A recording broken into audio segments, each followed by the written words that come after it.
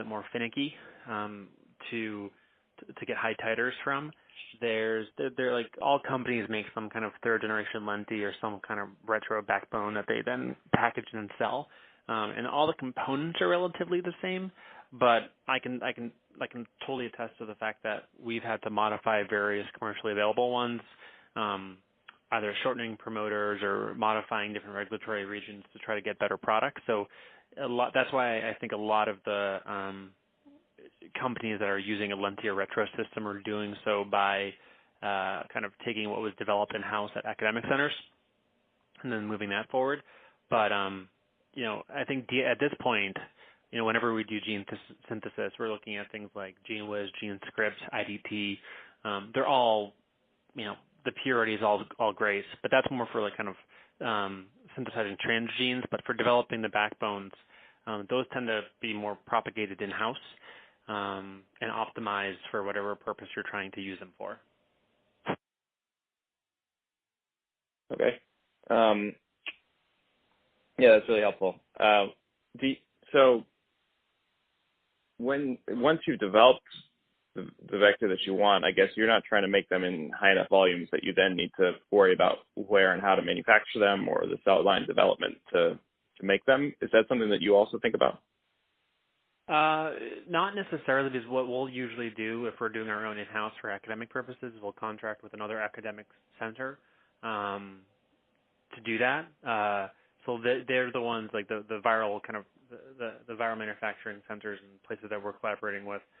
They usually make recommendations for who's making the GMP plasmid, and then they'll make the GMP virus.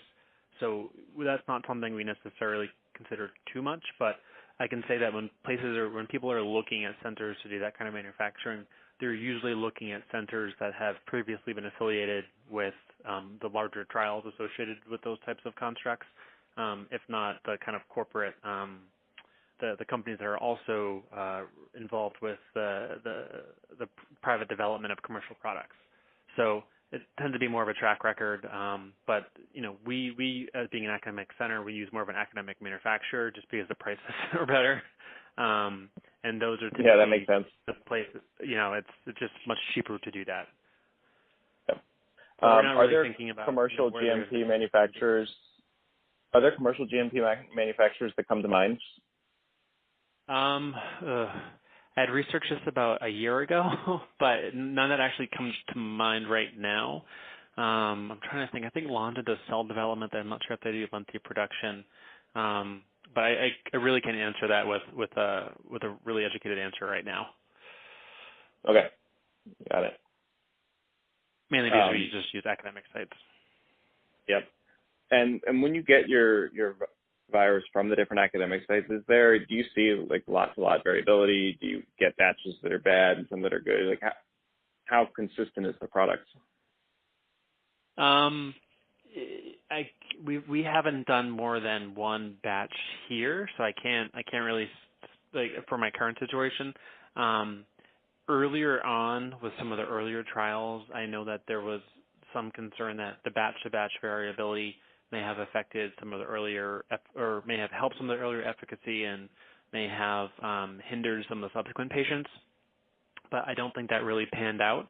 The key thing really is just whether or not you're actually getting the types of transduction efficiencies that you'd expect.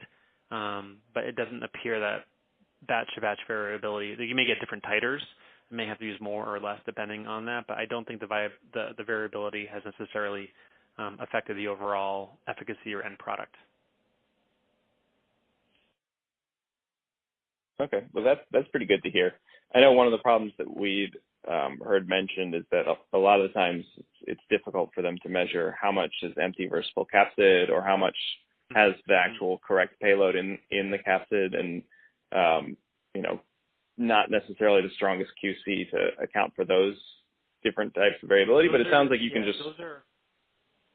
The only detriment to that is that that's why they titer the virus in the first place. But if you have high titer virus, you can use less, which typically means so like a lot of the capsids that they're using are things like VSVG, and those kinds of viral particles can actually be toxic to the T cells in excess. And so if you were to have some